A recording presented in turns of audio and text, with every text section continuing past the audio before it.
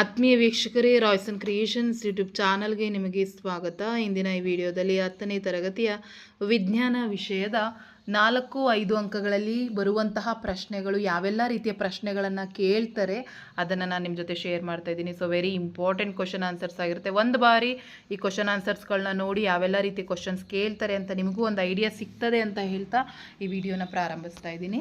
ಈಗ ಆಲ್ರೆಡಿ 2 ಅಂಕಕ್ಕೆ ಯಾವೆಲ್ಲ ರೀತಿ ಪ್ರಶ್ನೆಗಳು ಬರ್ಬೋದು ಅಂತ ನಾನು ನಿಮ್ಮ ಜೊತೆ ತಿಳಿಸ್ಕೊಟ್ಟಿದ್ದೀನಿ ಮಕ್ಕಳ. ಸೊ ಅವುಗಳನ್ನು ಸಹ ನೋಡ್ಕೊಳ್ಳಿ. ಸೊ ಈಗ ನಿಮಗೆ 5 ಅಂಕದ ಪ್ರಶ್ನೆಗಳಲ್ಲಿ ಬಂದಾಗ ಈ ರೀತಿ ಪ್ರಶ್ನೆಗಳು ಹೆಚ್ಚಾಗಿರ್ತವೆ. ಅಲೈಂಗಿಕ ಸಂತಾನೋತ್ಪತ್ತಿ ಎಂದರೇನು? ಒಂದೇ ಪ್ರಶ್ನೆ ಕೇಳಲ್ಲ, ಅದರಲ್ಲಿ ಮತ್ತೆ ಕೇಳ್ತಾರೆ ಮಕ್ಕಳ ಸಬ್ ಕ್ವಶನ್ಸ್. ಅಲೈಂಗಿಕ ಸಂತಾನೋತ್ಪತ್ತಿಯ ವಿಧಗಳು ಯಾವುವು, ಅಥವಾ ಪುನರುತ್ಪಾದನೆ ಮತ್ತು ಮೊಗ್ಗಾಗುವಿಕೆಯ ವ್ಯತ್ಯಾಸ ಕೊಡಿ, ಅಥವಾ ಪುನರುತ್ಪಾದನೆಗೆ ಉದಾಹರಣೆ ಕೊಟ್ಟು ಪುನರುತ್ಪಾದನೆ ಎಂದರೇನು ತಿಳಿಸಿ ಅಂತ ಕೇಳ್ತಾರೆ. ಸಬ್ ಕ್ವಶನ್ಸ್ ಆಗ್ತಾರೆ. ಸೊ ನಿಮಗೆ ಇಲ್ಲಿ 5 ಅಂಕದ ಅಥವಾ 4 ಅಂಕದ ಪ್ರಶ್ನೆಗಳಲ್ಲಿ ನೋಡಿದ್ದೀರಾ, question number A, question number B, question number C, ಈ ರೀತಿ ಪ್ರಶ್ನೆಗಳ ಇದನ್ನು ನೀವು ನೋಡಿರ್ತೀರ. ಸೊ ಇದೇ ರೀತಿ ನಿಮಗೆ 4 ಮತ್ತು 5ರ ಅಂಕದ ಪ್ರಶ್ನೆಗಳು ಬರುವಂಥದ್ದು. ಸೊ ಅದರಲ್ಲಿ ಯಾವೆಲ್ಲ ಪ್ರಶ್ನೆಗಳನ್ನ ಹೆಚ್ಚಾಗಿ ಕೇಳ್ತಾ ಇದ್ದಾರೆ ಅಂದರೆ, ಈಗ ಪುನರುತ್ಪಾದನೆ ಅಂದರೆ ಇದನ್ನು ಎಷ್ಟು ಬೇಕಾದರೂ ತುಂಡು ಮಾಡಬಹುದು, ಮತ್ತು ಪ್ರತಿಯೊಂದು ತುಂಡು ಏನಾಗುತ್ತೆ, ಸಂಪೂರ್ಣವಾಗಿ ಬೆಳೆದು ಮತ್ತೊಂದು ಜೀವಿ ಆಗ್ತದೆ. ಅದು ಉದಾಹರಣೆಗೆ ಬಂದು ಪ್ಲಾನೇರಿಯಾ ಆಗಿರುತ್ತೆ. ನೆಕ್ಸ್ಟ್ ಮೊಗ್ಗಾಗುವಿಕೆಗೆ ಉದಾಹರಣೆ ಬಂದರೆ ಹೈಡ್ರಾ. ಸೊ ನಿರ್ದಿಷ್ಟ ಭಾಗದಲ್ಲಿ ಮೊಗ್ಗು ಬಾಹ್ಯ ವೃದ್ಧಿಯಾಗಿ ಬೆಳೆಯುತ್ತದೆ. ಸೊ ಪೂರ್ಣ ದೇಹ ಬೆಳೆದ ನಂತರ ಬೇರ್ಪಟ್ಟು ಸ್ವತಂತ್ರ ಜೀವಿ ಆಗ್ತದೆ. ಸೊ ಅದೇ ರೀತಿ ತುಂಡರಿಕೆಯನ್ನು ನೋಡ್ಕೊಳ್ಳಿ ಮಕ್ಕಳ. ಇದು ದ್ವಿದಳನದ ಬಗ್ಗೆನೂ ಸಹ ನೋಡ್ಕೊಳ್ಳಿ. ಸೊ ಇವೆಲ್ಲ ನಿಮಗೆ ಅಲೈಂಗಿಕ ಸಂತಾನೋತ್ಪತ್ತಿಯಲ್ಲಿ ಹೆಚ್ಚಾಗಿ 5 ಅಂಕದ ಮೇಲೆ ಬರುವಂಥ ಪ್ರಶ್ನೆಗಳಾಗಿರ್ತವೆ. ಬೀಜಕಗಳ ಉತ್ಪಾದನೆ, ಬಹುವಿದಳನ, ಸೊ ಇದಿಷ್ಟು ಅದರಲ್ಲಿ ಬರುವಂಥದ್ದು. ನೆಕ್ಸ್ಟ್ ಕಾಯಜ ಸಂತಾನೋತ್ಪತ್ತಿ ಯಾವುದಾದರೂ 4 ಅನುಕೂಲಗಳನ್ನು ಕೇಳ್ತಾರೆ. ಸೊ ಅದೇ ನಾನು ಹೇಳ್ದಾಗೆ ಸಬ್ ಕ್ವಶನ್ಸ್ ಹಾಕ್ತಾರೆ. ಇದೊಂದೇ ಪ್ರಶ್ನೆಗೆ 5 ಅಂಕ ಇರೋದೇ ಇಲ್ಲ ಮಕ್ಕಳ. ಸೊ ಯಾವುದೇ ನಿಮಗೆ 5 ಅಂಕದ ಪ್ರಶ್ನೆಗಳು ನಿಮಗೆ ಸೈನ್ಸಲ್ಲಿ ಇಲ್ಲವೇ ಇಲ್ಲ ಮಕ್ಕಳ. ಸೊ ಅಲ್ಲಿ ಏನಾಗ್ತದೆ ಅಂದರೆ 5 ಅಂಕದ ಪ್ರಶ್ನೆ ಅಥವಾ 4 ಅಂಕದ ಪ್ರಶ್ನೆಗಳಲ್ಲಿ ಸಬ್ ಕ್ವಶನ್ಸ್ ಇರ್ತದೆ. ಸೊ ಅದು 1 ಮಾರ್ಕ್ಸಿಗೂ ಇರ್ಬೋದು, 2 ಮಾರ್ಕ್ಸಲ್ಲೂ ಇರ್ಬೋದು, 3 ಮಾರ್ಕ್ಸಿಗೂ ಇರ್ಬೋದು. ಹಾಗಾಗಿ ಎಲ್ಲ ರೀತಿ ಪ್ರಶ್ನೆಗಳು ಯಾವ ರೀತಿ ಬರ್ತವೆ ನೋಡ್ತಾ ಹೋಗಿ. ಸೊ ಕಾಯಜ ಸಂತಾನೋತ್ಪತ್ತಿಯ 4 ಅನುಕೂಲಗಳೇನಪ್ಪ ಅಂದರೆ, ಕಸಿ ಮಾಡುವಿಕೆಯಿಂದ ವಿಧಾನಗಳಲ್ಲಿ ಕೃಷಿ ಉದ್ದೇಶಕ್ಕಾಗಿ ಬಳಸ್ಬೋದು. ಸಂತಾನೋತ್ಪತ್ತಿಯಿಂದ ಬೆಳೆಸಿದ ಸಸ್ಯಗಳು ಬೀಜಕಗಳಿಂದ ಬೆಳೆಸಿದ ಸಸ್ಯಗಳಿಗಿಂತ ಮುಂಚಿತವಾಗಿ ಹೂವು ಮತ್ತು ಹಣ್ಣುಗಳನ್ನ ಬಿಡ್ತವೆ. ಬಾಳೆ, ಕಿತ್ತಲೆ, ಗುಲಾಬಿ, ಮಲ್ಲಿಗೆಯಂತಹ ಬೀಜಗಳನ್ನು ಉತ್ಪತ್ತಿ ಮಾಡುವ ಸಾಮರ್ಥ್ಯವನ್ನು ಕಳೆದುಕೊಂಡು ಸಸ್ಯಗಳಲ್ಲಿ ಈ ವಿಧಾನಗಳು ಸಂತಾನೋತ್ಪತ್ತಿಯ ಸಾಧ್ಯವಾಗಿದೆ. ಈ ವಿಧಾನದಲ್ಲಿ ಉತ್ಪತ್ತಿಯಾಗುವ ಎಲ್ಲ ಸಸ್ಯಗಳು ಆನುವಂಶಿಕವಾಗಿ ಪೋಷಕ ಸಸ್ಯಗಳನ್ನು ಬಹುತೇಕವಾಗಿ ಹೋಲ್ತವೆ. ನೆಕ್ಸ್ಟ್ ಲೈಂಗಿಕ ಸಂತಾನೋತ್ಪತ್ತಿ ಅಂತ ಹೇಳಿದ್ರೆ ಲಿಂಗಾಣುಗಳ ಸಂಯೋಜನೆಯಿಂದ ನಡೆಯುವ ಸಂತಾನೋತ್ಪತ್ತಿ ಆಗಿರ್ತದೆ. ಸೊ ಇಲ್ಲಿ ಸ್ವಕೀಯ ಪರಾಗಸ್ಪರ್ಶ ಮತ್ತು ಪರಕೀಯ ಪರಾಗಸ್ಪರ್ಶ ಇರ್ತದೆ. ಆ ಎರಡರದ್ದು ಡೆಫಿನೇಷನ್ಸನ್ನು ಕಲ್ತ್ಕೊಳ್ಳಿ ಮಕ್ಕಳ. ಸೊ ಸ್ವಕೀಯ ಪರಾಗಸ್ಪರ್ಶಕ್ಕೆ ಮಾಧ್ಯಮದ ಅವಶ್ಯಕತೆ ಇರೋದಿಲ್ಲ, ಆದರೆ ಪರಕೀಯ ಪರಾಗಸ್ಪರ್ಶಕ್ಕೆ ಮಾಧ್ಯಮದ ಅವಶ್ಯಕತೆ ಅಂದರೆ ಗಾಳಿ, ಬೆಳಕು, ನೀರು ಇವುಗಳು ಅವಶ್ಯಕವಾಗಿರ್ತದೆ. ನೆಕ್ಸ್ಟ್ ಕೇಸರ ಮಾತ್ರ ಹೊಂದಿರುವ ಹೂಗಳಲ್ಲಿ ಸ್ವಕೀಯ ಪರಾಗಸ್ಪರ್ಶ ಸಾಧ್ಯವೇ? ನಿಮ್ಮ ಉತ್ತರವನ್ನು ಸಮರ್ಥಿಸಿ. ಸಾಧ್ಯ ಇಲ್ಲ, ಯಾಕೆಂದರೆ ಕೇಸರ ಮಾತ್ರ ಹೊಂದಿರುವ ಹೂವು ಏಕಲಿಂಗಿ ಆಗಿರ್ತದೆ. ಹಾಗಾಗಿ ಅಲ್ಲಿ ಪರಾಗಸ್ಪರ್ಶ ನಡೆಯೋದೇ ಇರೋದಿಲ್ಲ. ನೆಕ್ಸ್ಟ್ ಬೀಜವೊಂದು ಭವಿಷ್ಯದ ಸಸ್ಯವಾಗಿ ಹೇಗೆ ಬೆಳೆಯುತ್ತದೆ? ಸೊ ಬೀಜವು ಭವಿಷ್ಯದ ಸಸ್ಯ ಅಥವಾ ಭ್ರೂಣವನ್ನು ಹೊಂದಿರೋದ್ರಿಂದ ಸೂಕ್ತ ಪರಿಸ್ಥಿತಿಯಲ್ಲಿ ಅದು ಮೊಳಕೆಯನ್ನು ಹೊಡೆಯುತ್ತದೆ. ನೆಕ್ಸ್ಟ್ ನಿಷೇಚನದ ನಂತರ ಹೂವಿನಲ್ಲಾಗುವ ಬದಲಾವಣೆಗಳು ಏನೇನು? ಸೊ ನಿಷೇಚನದ ನಂತರ ಅಂಡಾಣುವಿನ ಒಳಗೆ ಯುಗ್ಮಜವು ಹಲವು ಬಾರಿ ವಿಭಜನೆ ಹೊಂದಿ ಭ್ರೂಣವನ್ನು ಉಂಟು ಮಾಡುತ್ತದೆ. ಅಂಡಾಣುವಿನ ಸುತ್ತ ಒಂದು ಒರಟಾದ ಪದರದ ಬೆಳೆದು ನಿಧಾನವಾಗಿ ಬೀಜಕವಾಗಿ ಬೆಳೆಯುತ್ತದೆ. ಅಂಡಾಶಯವು ಕ್ಷಿಪ್ರವಾಗಿ ಬೆಳೆದು ಮಾಗಿ ಹಣ್ಣಾಗ್ತದೆ. ಪುಷ್ಪದಳ, ಪುಷ್ಪಪತ್ರ, ಕೇಸರಗಳು ಶಲಾಕ ನಳಿಕೆ ಮತ್ತು ಶಲಾಕಾಗ್ರ ಸುಕ್ಕಾಗಿ ಉದುರೋಗ್ತವೆ. ನೆಕ್ಸ್ಟ್ ಪುರುಷರಲ್ಲಿ ವೃಷಣಗಳು ಕಿಬ್ಬೊಟ್ಟೆಯ ಹೊರಗೆ ಇರ್ತದೆ. ಏಕೆಂದರೆ ವೀರ್ಯಾಣುಗಳ ಉತ್ಪಾದನೆಗೆ ದೇಹದ ಉಷ್ಣತೆಗಿಂತ ಕಡಿಮೆ ಉಷ್ಣತೆ ಅವಶ್ಯಕವಾಗಿರ್ತದೆ. ಹಾಗಾಗಿ ನೆಕ್ಸ್ಟು ಮಾನವ ಗಂಡು ಸಂತಾನೋತ್ಪತ್ತಿ ವ್ಯೂಹದ ಭಾಗಗಳು, ಕಾರ್ಯಗಳು, ಅದನ್ನು ತುಂಬ ಬಾರಿ ನಿಮಗೆ ಈ 5 ಅಂಕಗಳ ಕ್ವಶನ್ಸಲ್ಲಿ ಹೆಚ್ಚಾಗಿ ಕೇಳ್ತಾರೆ.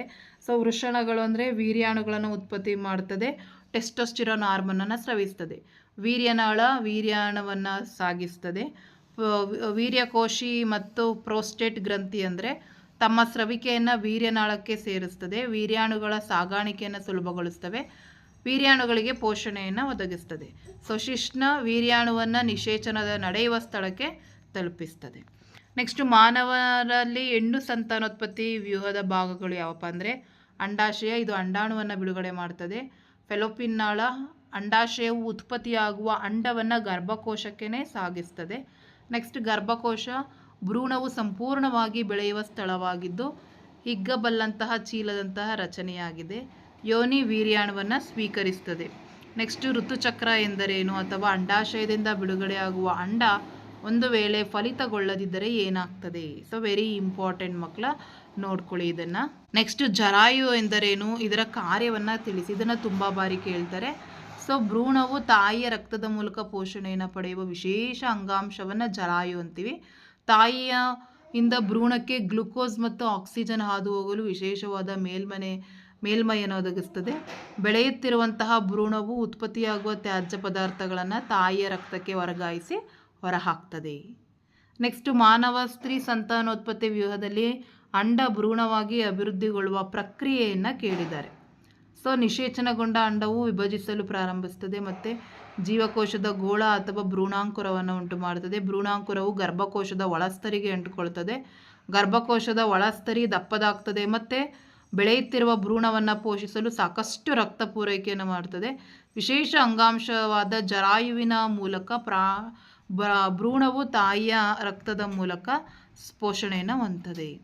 ನೆಕ್ಸ್ಟ್ ಲೈಂಗಿಕ ಸಂಪರ್ಕದ ರೋಗಗಳೆಂದರೇನು? ಯಾವುದಾದರೂ ಎರಡನ್ನು ಕೇಳಿದ್ದಾರೆ. ಅಸುರಕ್ಷಿತ ಲೈಂಗಿಕ ಸಂಪರ್ಕದಿಂದ ಹರಡುವ ರೋಗಗಳಿಗೆ ಲೈಂಗಿಕ ಸಂಪರ್ಕ ರೋಗಗಳಂತೇವೆ. ಉದಾಹರಣೆಗೆ ಗೊನೇರಿಯಾ, ಸಿಫಿಲಿಸು, ಏಡ್ಸು, ಪ್ರಜನಾಂಗದ ಮೇಲಿನ ಗುಳ್ಳೆಗಳು ಇತ್ಯಾದಿಗಳಾಗಿರ್ತವೆ. ನೆಕ್ಸ್ಟು ಮಾನವರು ಸಾಮಾನ್ಯವಾಗಿ ಅನುಸರಿಸುವ ಗರ್ಭನಿರೋಧಕತೆಯ 3 ವಿಧಾನಗಳು. ಯಾಂತ್ರಿಕ ವಿಧಾನ, ಕಾಂಡೋಮ್ ಬಳಕೆ ಅಥವಾ ಕಾಪರ್ಟಿ. ಮೌಖಿಕ ಅಥವಾ ರಾಸಾಯನಿಕ ವಿಧಾನ, ಹಾರ್ಮೋನ್ ವ್ಯತ್ಯಾಸ ಉಂಟು ಮಾಡುವ ಮಾತ್ರೆಗಳ ಸೇವನೆ. ಸೊ ಅದು ಟ್ಯುಬೆಕ್ಟಮಿ ಮತ್ತು ವೆಸೆಕ್ಟಮಿಗಳನ್ನು ಮಾಡಿಸ್ಕೊಳ್ಳೋದ್ರಿಂದ ಗರ್ಭನಿರೋಧಕತೆಯನ್ನು ತಡೆಗಟ್ಬೋದು. ಸೊ ಇದಿಷ್ಟು ಕೇಳಿದ್ದಾರೆ. ಇವನ್ ನಿಮ್ಮ ಮಾಡಲ್ ಕ್ವಶನ್ ಪೇಪರಲ್ಲಿ ಮತ್ತು ಮಿಟ್ಟಮ್ ಇದರಲ್ಲೂ ಕೇಳಿದ್ದಾರೆ ಮಕ್ಕಳ. ಸೊ ಹಾಗಾಗಿ ಇವನ್ನ ಪ್ರಾಕ್ಟೀಸ್ ಮಾಡ್ಕೊಳ್ಳಿ. ನೆಕ್ಸ್ಟು ಸಸ್ಯಗಳು ತ್ಯಾಜ್ಯ ಪದಾರ್ಥಗಳನ್ನು ಹೊರಹಾಕಲು ಬಳಸುವ ವಿಧಾನಗಳು ಯಾವ್ಯಾವು? ಮೊದಲನೇದಾಗಿ ಹೆಚ್ಚಾದ ನೀರನ್ನು ಬಾಷ್ಪ ವಿಸರ್ಜನೆ ಮೂಲಕ ಹೊರಹಾಕ್ತದೆ. ಅನೇಕ ಸಸ್ಯ ತ್ಯಾಜ್ಯ ಪದಾರ್ಥಗಳನ್ನು ಎಲೆಗಳಲ್ಲಿ ಸಂಗ್ರಹವಾಗ್ತದೆ, ಅವು ಉದುರು ಹೋಗ್ತವೆ. ವಿಶೇಷವಾಗಿ ಹಳೆಯ ಝೈಲಮ್ಗಳಲ್ಲಿ ತ್ಯಾಜ್ಯ ಪದಾರ್ಥಗಳು ರಾಳ ಅಥವಾ ಅಂಟುಗಳ ರೂಪದಲ್ಲಿ ಸಂಗ್ರಹವಾಗ್ತದೆ. ನೆಕ್ಸ್ಟ್ ಸುತ್ತಮುತ್ತಲಿನ ಮಣ್ಣಿನಲ್ಲಿಯೂ ಕೂಡ ಕೆಲವು ತ್ಯಾಜ್ಯ ವಿಸರ್ಜನೆ ಪಡ್ತದೆ. ನೆಕ್ಸ್ಟ್ ಬಾಷ್ಪ ವಿಸರ್ಜನೆಯ ಪ್ರಾಮುಖ್ಯತೆಯನ್ನು ಕೇಳಿದ್ದಾರೆ.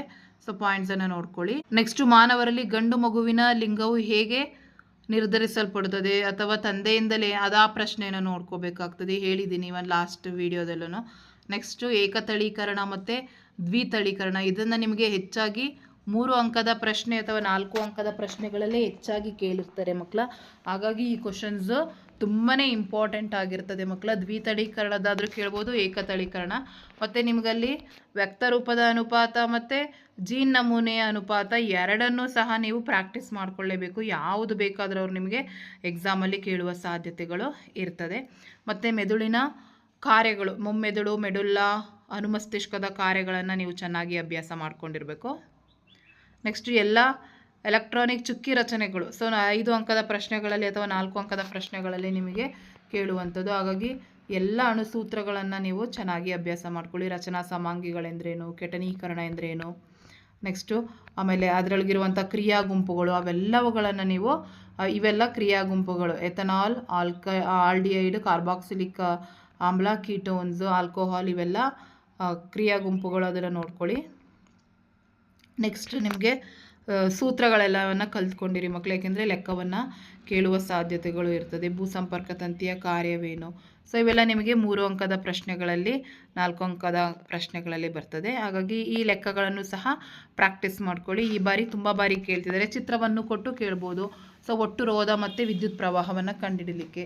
ಸೊ ಹಾಗಾಗಿ ಇವೆಲ್ಲ ಲೆಕ್ಕಗಳನ್ನು ನೋಡ್ಕೊಳ್ಳಿ. ನಾನು ಆಲ್ರೆಡಿ ಹೇಳಿ ಕೊಟ್ಟಿದ್ದೀನಿ ಬೇರೆ ವೀಡಿಯೋಸ್ಗಳಲ್ಲಿ, ಅವುಗಳನ್ನು ಬೇಕಾದರೆ ನೀವು ನೋಡಿ ಪ್ರಾಕ್ಟೀಸ್ ಮಾಡ್ಕೊಳ್ಳಿ. ಇವೆಲ್ಲ ಮೋಸ್ಟ್ ಇಂಪಾರ್ಟೆಂಟ್ ಕ್ವಶನ್ ಆನ್ಸರ್ಸ್ಗಳಾಗಿರ್ತದೆ. ಸೊ ಇದಿಷ್ಟು ನಿಮ್ಮ ಎಕ್ಸಾಮ್ಗೆ ಬರುವಂತಹ ಇಂಪಾರ್ಟೆಂಟ್ ಕ್ವಶನ್ಸು. ಸೊ ಇದು ನಿಮಗೆ ಯೂಸ್ಫುಲ್ ಆಗಿದೆ ಅಂತ ಅಂದ್ಕೊಂಡು ಈ ವಿಡಿಯೋ ಎಂಡ್ ಮಾಡ್ತಾ ಇದ್ದೀನಿ. Thank you for watching this video.